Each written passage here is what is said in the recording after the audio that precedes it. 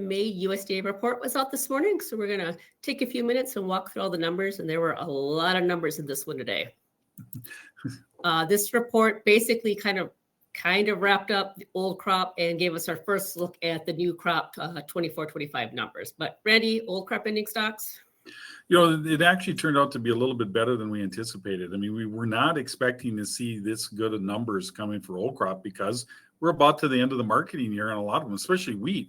So USDA did come in and they did increase ethanol demand for corn by 50 million bushels, exports by 50 million bushels, which is understandable because we've had good exports for corn. So, and the shipments have been pretty aggressive. So it's understandable. There's a few more weeks left in the marketing year, but it was bullish as we came in 68 million bushels less than anticipated by the trade and 100 million bushels less than the previous month.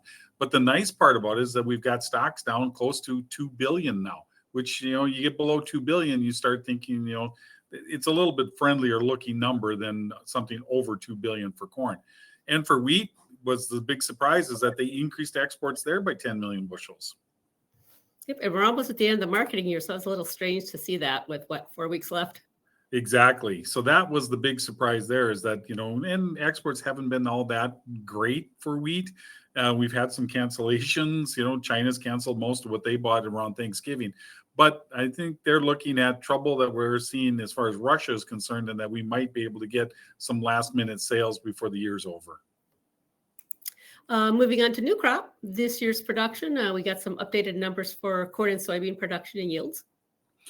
We did, and they were, again, friendly to the corn side. I mean, this report was more than just friendly to corn. It was bullish corn, which is something we normally haven't seen from USDA over the last few reports. But production coming in less than 15 billion bushels at 14.86, 7 less than expected by the trade. It was 482 million less than the previous year, quite a bit less than what the Ag Outlook Forum was projecting. They were well over 15 billion bushels.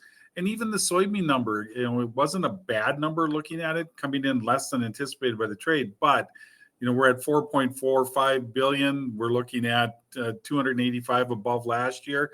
That kind of rocked the market a little bit in the soybeans and kind of kept the new crop market a little bit at bay. Yield coming in, at trend, which was something that was expected. Acres came in, close to where the March intentions were. So those were kind of expected. We also did get some updated numbers on the winter wheat production.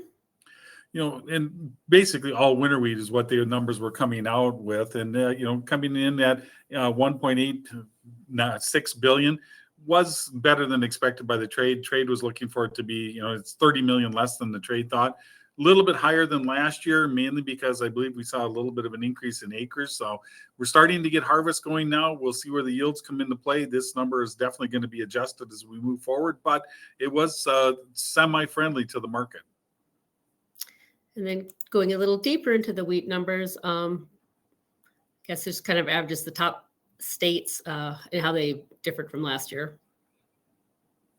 With the winter wheat, and it was, kind of the surprise there is that, winter wheat production, we're seeing a little bit more on the hard red winter wheat side, a little bit less on the soft red, which was not something we were expecting last fall when we were looking at planting. Yep, and then there's the map. This map is showing the acre percentage change from last year to this year, with red being lower acres, blue being higher acres. What's interesting is all of the red showed up in the Corn Belt states, so you're looking at the possibility of seeing more corn and more soybeans in that region.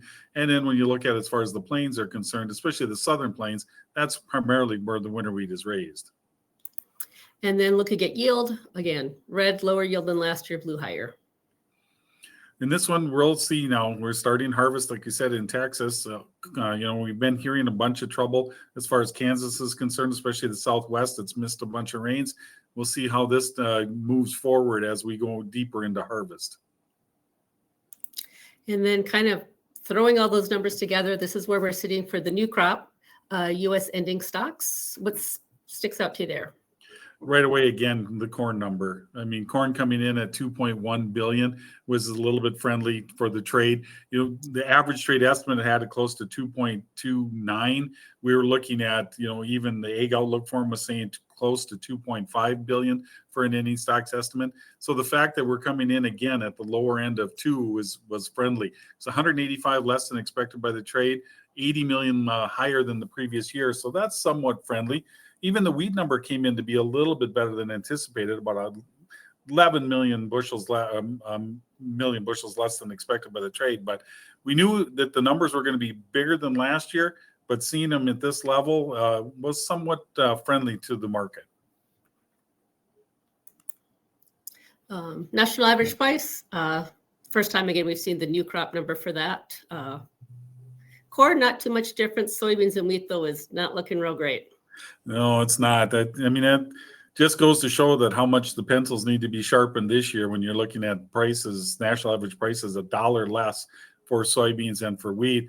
And like you mentioned, corn, because of the report being somewhat friendly and the numbers, that one held up there pretty good. But we do, it looks like it's going to be kind of a long year for wheat and soybean producers.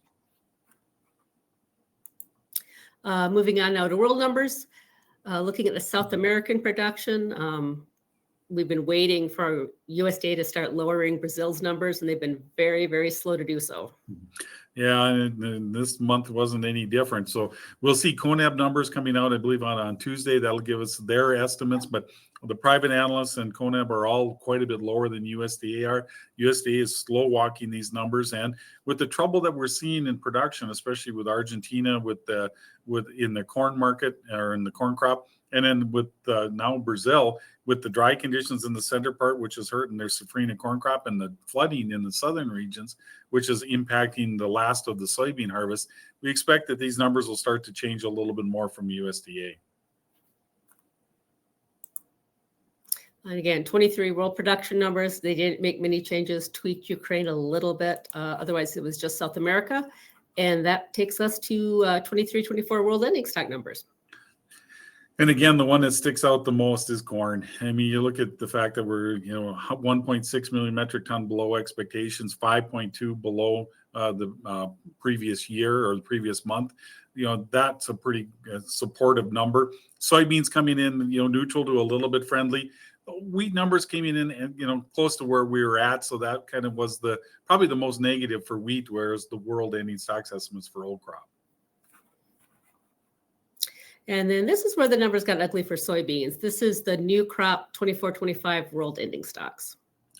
And that is pretty ugly when you look at it for soybeans. And that was that again added a little bit of pressure to the new crop months. But corn number jumped out again, 5.1 million metric ton below expectations, about equal to the previous year. So we're not building stocks as far as corn is concerned, in the world, just as far as the U.S. is concerned.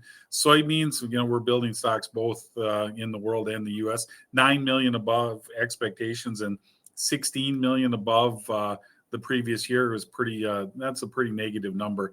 And wheat coming in a little bit friendly, 2.8 million metric ton below expectations and over 4 million metric ton from the previous year is a friendly number for wheat. It shows that we are continuing to see stocks tightening as far as the world is concerned.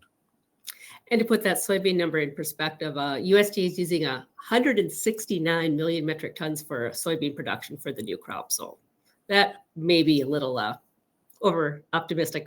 A little bit over optimistic, you bet. And they're shooting for the moon when they first come with these. And this is what's interesting is the fact that Brazil isn't done harvesting this year's crop yet, and they're estimating those large numbers for next year. It's going to be interesting to see where acres fall. There's a lot more things that have to be decided before we can get to that production number. That's what we got. Anything you want to add before we end here? The big thing now is, of course, the market's going to stop focusing. We got the report out of the way. We got the numbers where we kind of know where we're at. Now the market will, for wheat, will continue to focus on the dry conditions in Russia and the frost and the fact that they're lowering their production estimates. Actually, Sovecon lowered Russia wheat production below 90 million. This is the first time in 3 years we've seen that. We're seeing some concerns as far as corn planting in the U.S. is concerned because of the wet conditions, the hit and miss of finding fields, and then also the flooding and the dry conditions in Brazil. So there's a lot to watch here as we go forward for the next couple of weeks. Okay, well, thank you for watching and have a great weekend.